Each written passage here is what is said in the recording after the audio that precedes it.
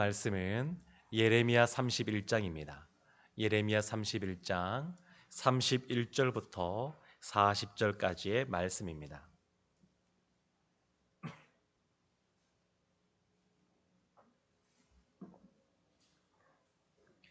예레미야 31장 31절부터 40절까지의 말씀을 저와 여러분이 한 절씩 교독하겠습니다.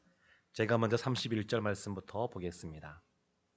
여호와의 말씀이니라. 보라, 날이 이르리니 내가 이스라엘 집과 유다 집에 새 언약을 맺으리라.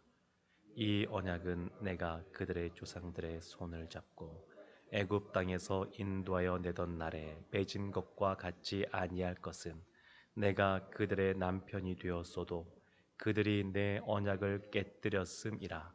여호와의 말씀이니라. 그러나 그날 후에 내가 이스라엘 집과 맺을 언약은 이러하니 곧 내가 나의 법을 그들의 속에 두며 그들의 마음에 기록하여 나는 그들의 하나님이 되고 그들은 내 백성이 될 것이라. 여호와의 말씀이니라. 그들이 다시는 각기 이웃과 형제를 가르쳐 이르기를 너는 여호와를 알라 하지 아니하리니 이는 작은 자로부터 큰 자까지 다 나를 알기 때문이라. 내가 그들의 악행을 사하고 다시는 그 죄를 기억하지 아니하리라. 여호와의 말씀이니라. 여호와께서 이와 같이 말씀하셨느니라. 그는 해를 낮의 빛으로 주셨고 달과 별들을 밤의 빛으로 정하셨고 바다를 뒤흔들어 그 파도로 소리치게 하나니 그의 이름은 만군의 여호와니라. 이 법도가 내 앞에서 패할진대 이스라엘 자손도 내 앞에서 끊어져 영원히 나라가 되지 못하리라. 여호와의 말씀이니라. 여호와께서 이와 같이 말씀하시니라. 위에 있는 하늘을 측량할 수 있으며 밑에 있는 땅의 기초를 탐지할 수 있다면 내가 이스라엘 자손이 행한 모든 일로 말미암아 그들을 다 버리리라. 여호와의 말씀이니라. 보라, 날이 이르리니 이 성은 하나 낼 망대로부터 모퉁이에 이르기까지 여호와를 위하여 건축될 것이라. 여호와의 말씀이니라. 측량줄이 곧게 가렙 언덕 밑에 이르고 고아로 돌아 시체와 제의 모든 골짜기와 기드론 시내에 이르는 모든 고지 곧 동쪽 마문의 모퉁이에 이르기까지 여호와의 거룩한 곳이니라. 영원히 다시는 뽑거나 전복하지 못할 것이니라. 아멘.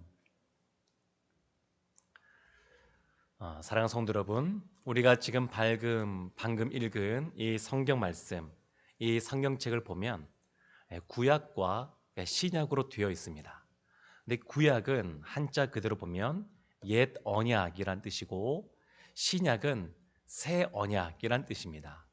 그러니까 우리가 성경에서 가장 중요한 분 꼽으면 예수 그리스도를 꼽을 수 있는데 성경책은 그 예수 그리스도에 대해서 설명하면서 옛 언약, 새 언약, 이 언약이라는 그러한 단어를 써서 이 책을 부르고 있습니다. 하나님의 말씀을 언약이라고 부르고 있습니다. 그만큼 이 구약 성경과 신약 성경은 하나님의 말씀 중에서도 언약이라고 하는 그러한 큰 줄기를 가지고 이것이 성경이 관통되고 있다라고 하는 것을 의미하는 것입니다. 그러니까 무엇보다 이 언약이 중요한데 옛 언약과 새 언약으로 구분하는 것은 원래는 구약 시대 보면 언약입니다. 언약. 그때는 옛 언약 이렇게 표현을 쓰지 않았습니다. 근데 언제부터 쓰기 시작한 거냐면 새 언약이신 예수 그리스도가 이 땅에 오시면서부터 새 언약이라고 표현을 쓴 겁니다. 구분을 짓기 위해서. 구약 시대 때는 이 새 언약이라는 표현이 딱 한 번 등장하는데 그게 오늘 본문에 등장합니다. 그래서 이 예레미야 선지자가 새 언약에 대해서 말하고 그리고 이 에스겔 선지자도 새 영, 새 마음 이런 표현을 쓰고 이사야 선지자도 새 이름표를 쓰는데 이게 다 마찬가지로 새 언약과 관련된 예수 그리스도와 관련된 그러한 말씀들입니다. 그래서 오늘 이 새 언약이라고 하는 것은 좁게 보면 예레미야 30장부터 33장까지 회복의 책이다 이렇게 말하는데 여기에서 가장 중요한 말씀이고 예레미야서 전체에서도 가장 중요한 말씀이 오늘 본문의 말씀이라고 할 수 있습니다. 어찌 보면 구약 전체에서도 가장 이렇게 눈여겨봐야 될 부분이 이 부분이다라고 말할 수 있습니다. 이 성경 창세기부터 계시록까지 이것이 너무 길다 보니까 시간적으로 길다 보니까 이것을 몇 가지 기준을 가지고 구분해서 나누어 보기도 합니다. 시대를 나누어 보기도 합니다. 언약과 관련해서는 창세기부터 계시록까지 10개의 시대를 이렇게 구분해서 볼 수가 있습니다. 하나님이 에덴 동산을 만드시고 선과 악을 알게 하는 나무의 실과 생명나무 이것과 관련하여서 언약을 맺으셨는데 이것과 관련하여서 창조시대라고 볼 수 있고요. 그 다음에는 아담이 죄를 지은 이후에 하나님이 가죽옷을 입혀주시고 그리고 다시 사단의 머리를 상하게 할 것이다. 다시 너희들에게 구원이 있을 것이다 라고 말하는 이 원시복음이라고 할 수 있는 창세기 3장 15절 말씀이 나오는 이 부분을 통해서 아담 언약이로 말하는데 이 시대를 아담 시대라고 구분할 수 있습니다. 세 번째 시대는 노아 시대라고 구분할 수 있는데 노아는 노아의 방주 그리고 홍수의 심판 이후에 무지개가 쫙 뜨게 됩니다. 하나님이 다시 그 무지개를 보여주시면서 물로서 심판하지 않으실 것에 대해서 언약을 맺어주십니다. 그래서 이것을 노아 시대라고 볼 수 있고 네 번째는 아브라함 시대입니다.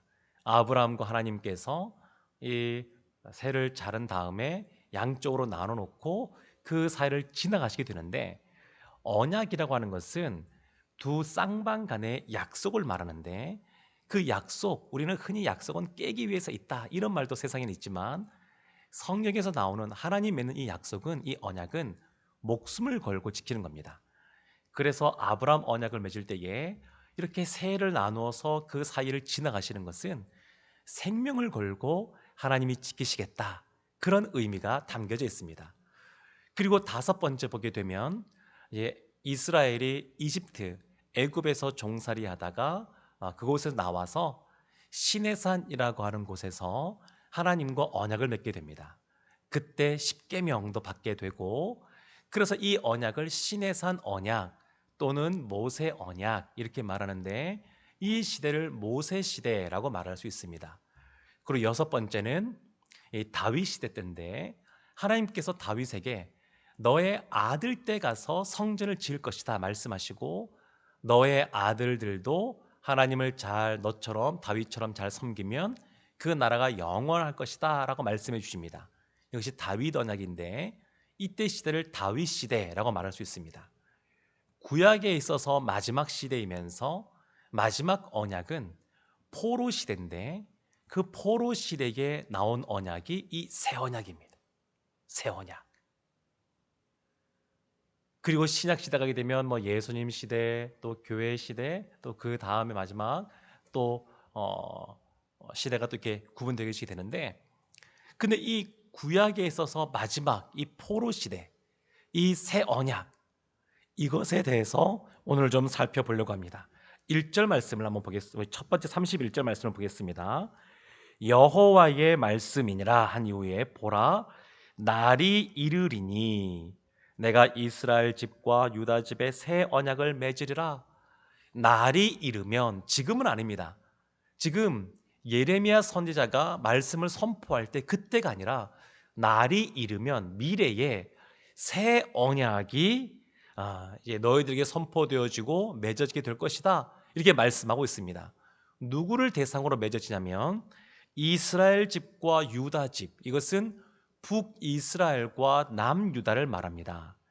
예레미야 선지자가 활동할 이 당시에 보게 되면 이미 100년도 전에 북이스라엘은 나라가 망하게 되어서 그 북이스라엘 그 민족 그 사람들이 아수르를 비롯한 그냥 각지로 뿔뿔이 흩어지게 됩니다. 남유다에 살고 있는 이 사람들은, 그리고 포로로 잡혀가는 이 사람들은 이미 다 기억에서 희미해졌을 사람들인데, 하나님께서 그 북이스라엘도 회복시키시겠다고, 그리고 남유다도 회복시키시겠다고 말씀하고 있습니다. 이것이 이 예레미야 31장 1절부터 오늘 본문 앞에까지 나오는 내용입니다. 북이스라엘도 회복시키실 것이고 남유다도 회복시키실 것이고, 하나님께서 이렇게 말씀하고 계시는 겁니다. 그런데 이 새 언약을 보게 되면 32절에 이렇게 나옵니다. 이 언약은 내가 그들의 조상들의 손을 잡고 애굽 땅에서 인도하여 내던 날에 맺은 것과 같지 아니하다. 같지 아니하다. 그러니까 모세와 함께 시내산에서 맺은 그 시내산 언약이 대표적인 옛 언약인데 그때와는 같지 않다, 다르다라고 말씀하는 겁니다. 무엇이 다르냐면 32절 하반절에 보면 그들이 내 언약을 깨뜨렸음이라. 그러니까 옛 언약, 그 시내산 언약, 모세와 함께 맺었던, 이스라엘과 맺었던 그 언약은 그들이 깨뜨린 겁니다. 하나님이 깨뜨린 것이 아니라 이스라엘이, 유다 사람들이 하나님의 언약의 말씀, 율법의 말씀, 십계명으로 대표하는 그 말씀을 지키지 않아서 먼저 깨뜨린 겁니다. 성경에 보면 하나님께서 먼저 언약을 깨뜨린 적은 한 번도 없습니다. 그런데 이 이스라엘이 그 언약을 깨뜨렸다는 겁니다. 깨뜨렸다는 겁니다. 밑으로 쭉 내려와서 34절 보면 그들이 다시는 이런 부분이 나오고, 또 그 하반절 끝에 보면 다시는 이런 표현이 나옵니다. 그리고 이 뒤에 35절, 36절 보게 되면 이런 내용이 나옵니다. 하나님께서 여러 가지 해와 또 별과 파도와 이런 것들을 만드셨는데, 이런 것들이 없어지면, 이런 것들이 그냥 다 없어지게 되면, 그러면 이스라엘 너희도 패하게 될 것이다. 이 말은 이 땅이 존재하는 한 하나님께서 이 언약을 깨뜨리지 않겠다, 패하지 않겠다, 그런 의미로 말씀하고 있는 겁니다. 37절 보면 하늘을 측량하고 땅을 탐지할 수 있으면, 사람이 하나님 만드신 이 우주, 이 자연 환경을 다 이해할 수 있으면 하나님께서 이제 이 언약을 끝내시겠다 말씀하시는데, 사람이 다 알 수가 없습니다. 그러니까 하나님께서 계속해서 이 언약을 파괴시키지 않고 끝내지 않고 이 새 언약을 계속해서 끌고 가시겠다라고 말씀하고 있는 겁니다.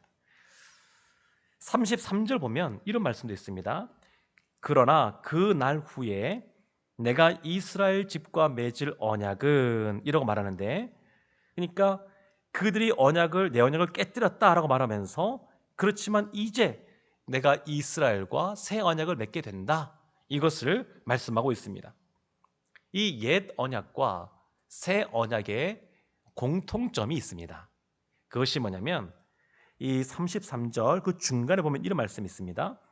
곧 내가 나의 법을 그들의 속에 두며 그들의 마음에 기록하여, 그들의 마음에 기록하여, 이렇게 나옵니다. 그리고 나는 그들의 하나님이 되고 그들은 내 백성이 될 것이라. 이 첫 번째 공통점은 뭐냐면 나는 그들의 하나님이 되고 그들은 나의 백성이 될 것이란 겁니다. 가만히 기억을 더듬어 보게 되면 이 출애굽 이후에, 시내산 언약 이후에 하나님이 이스라엘에게 말씀하신 아주 이 중요한 말씀이 이 말씀입니다. 너희들이 이 언약을 지키면 나는 너희의 하나님이 되고 너희는 내 백성이 될 것이다.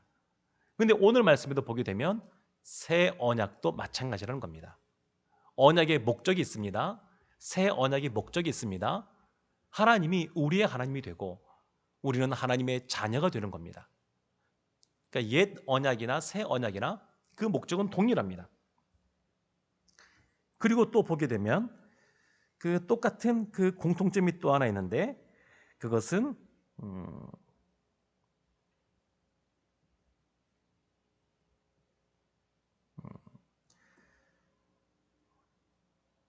2절 저기 보면 나의 법 33절 보게 되면 곧 내가 나의 법을 그들 속에 두며 나의 법이라고 나오는데 이 나의 법이 율법이거든요. 그러니까 옛 언약도 율법을 지키는 것이고 새 언약도 율법을 지키는 겁니다. 그러니까 이걸 오해하시면 안 됩니다. 새 언약, 신약 시대가 되었으니까 이제 율법은 폐해도 된다라고 주장하는 사람들이 있었는데 그렇지 않다라는 겁니다. 예수님께서도 내가 율법을 폐하러 온 줄 아느냐? 온전케 하기 위해서 왔다라고 말씀하셨거든요. 그러니까 이 율법을 구약 시대, 옛 언약 시대 때는 그것을 지킴으로 말미암아 하나님의 자녀가 되는 길을 찾아가지만 그것은 불가능한 일이었습니다. 근데 이제 예수님을 믿음으로 말미암아 하나님의 자녀가 된 우리는 신자로서 삶을 살아갈 때에 신자로서 그 율법을 이제 지키며 살아가는 겁니다. 그러니까 그 이전에는 겉으로 그 율법을 지켜야 된다 그러면 이제는 신자로서 구원받은 자로서 어떻게 삶을 살아갈 것이냐 할 때 그 내규, 우리 안에 있는 내적인 그러한 내규라고 할 수 있는 것이 율법입니다. 그러니까 율법을 폐하는 것이 아닙니다. 동일하게 그걸 지키는 것입니다. 이것이 옛 언약과 새 언약의 공통점이라고 할 수 있습니다. 차이점은 뭐냐면 33절 여기 중간에 보면 그들의 마음에 기록하여 구약 시대 옛 언약은 돌판에 하나님의 언약을 썼습니다. 그런데 새 언약은 돌판이 아니라 마음판에 새긴다는 겁니다. 마음판에 새긴다는 얘기는 뭐냐면 성령께서 우리 안에 내주하신다는 의미입니다. 성령께서 우리 안에 내주하신다고 하는 것은 구약의 율법은 사람이 다 지킬 수가 없었지만 신약의 새 율법은 이 율법은 성령 안에서 우리가 그 율법을 지키는 삶을 살 수 있다. 그런 것을 의미합니다. 이전에는 돌판에 새겨져서 깨어졌지만 우리 마음판에 새겨진 이 율법은 이 언약은 깨어지지 않는다라는 것을 말씀하고 있는 겁니다. 또 말씀을 보게 되면 34절 보면 이런 말씀이 있습니다. 중간에 너는 여호와를 알라 하지 아니하리니 이는 작은 자로부터 큰 자까지 다 나를 알기 때문이라. 그러니까 이제는 더 이상 하나님을 알라라고 말하지 않는다는 겁니다. 이미 하나님을 작은 자부터 큰 자까지 다 아는 겁니다. 하나님을 아는 지식이 달라졌습니다. 그러니까 이것은 무슨 말이냐면 예수님 당시에 또 사도 바울 때 보게 되면 이 율법, 구원이 유대인에게만 머무는 것이 아니라 유대인이나 이방인이나 남자나 여자나 자유인이나 종이나 다 해당된다는 겁니다. 누구든지 예수를 믿으면 하나님의 자녀가 된다라고 하는 것을 의미하고 있습니다. 또 오늘 말씀을 보게 되면 34절 하반절의 말씀도 있습니다. 내가 그들의 악행을 사하고 다시는 그 죄를 기억하지 아니하리라. 죄 용서함에 대해서 차이가 있습니다. 구약 시대 때는 늘 반복해서 죄를 지으면 제사를 지냈어야 됐습니다. 그 말은 그 제사가 죄 용서함이 불완전하다라는 것을 의미하는 겁니다. 근데 예수 그리스도로 말미암아 우리가 죄 용서함 받는 것은 다시는 기억하지 않는다고 완전한 죄 용서라는 것을 의미합니다. 오늘 이 새벽인데 제가 이런 말씀을 계속 드리는 것은 그만큼 이 새 언약에 대해서 이해하는 것이 중요하기 때문에 그렇습니다. 그런데 이 새 언약이 주는 이 유익이 있습니다. 예레미야 32장 38절부터 40절까지의 말씀인데 제가 한번 읽어보겠습니다. 그들은 내 백성이 되겠고 나는 그들의 하나님이 될 것이며 내가 그들에게 한 마음과 한 길을 주어. 새 언약이 우리 가운데 있으면 우리 공동체가 한 마음이 됩니다. 예수 그리스도가 새 언약이신 예수 그리스도가 우리 가운데 계시면 우리의 마음판에 이 언약을 새겨주시는 성령이 우리 가운데 내주하시면 우리 가운데 주어지는 첫 번째 유익은 뭐냐면 우리가 하나가 된다는 겁니다. 하나가 된다고 하는 것. 또 그 뒤에 39절 뒤에 보게 되면 자기들과 자기 후손의 복을 위하여 항상 나를 경외하게 하고 40절 내가 그들에게 복을 주기 위하여 그들을 떠나지 아니하리라 하는 영원한 언약을 그들에게 세우고 나를 경외함을 그들의 마음에 두어 나를 떠나지 않게 하고 두 번째 이 새 언약이 주는 큰 유익은 뭐냐면 하나님을 경외하게 하는 겁니다. 하나님을 경외하게 하는 것. 하나님은 예수 그리스도를 통하여 우리에게 새 언약을 주셨는데 그래서 보면 우리가 죄 용서함 받는 것도 달라졌고 여러 가지가 달라졌습니다. 그러나 우리에게 주어지는 우리 공동체가 주어지는 큰 유익은 우리가 하나가 된다는 것이고 또 우리가 늘 하나님을 경외하는 자로서 있게 하신다는 겁니다. 사랑하는 성도 여러분, 오늘 말씀을 잘 한번 또 되새겨 보시면 참 좋겠습니다. 이것은 너무너무 큰 복음입니다. 너무너무 큰 이게 은혜입니다. 그리고 하나님께서는 우리에게 예수 그리스도를 통하여 늘 우리 공동체도 하나가 되기를 원하시고 늘 죄를 미워하고 하나님을 가까이 하는 하나님을 경외하는 자들이 되기를 원하십니다. 오늘 하루도 하나님을 경외하며 살아가는 우리 마음판에 성령께서 내주하시면서 우리로 하여금 이 율법을 지키는 삶을 살 수 있도록 도와주시고 힘을 주십니다. 그리고 하나님을 경외하는 자들로 우리를 삼아주십니다. 이렇게 늘 주님을 경외하는 모습으로 살아가는 오늘 한 날 되시기를 주님의 이름으로 축원합니다. 아멘. 기도하겠습니다. 하나님, 우리에게 새 언약을 주시고 우리가 하나님의 자녀가 되게 해주시며 우리 가운데 성령님이 내주하심으로 말미암아 늘 하나님을 경외하고 우리 신앙 공동체도 늘 하나가 되게 해주셨다고 말씀해서 감사를 드립니다. 늘 이와 같은 유익 누리며 하나님의 은혜를 경험하며 살아갈 수 있는 우리 모두가 되게 하여 주옵소서. 예수님의 이름으로 기도합니다. 아멘.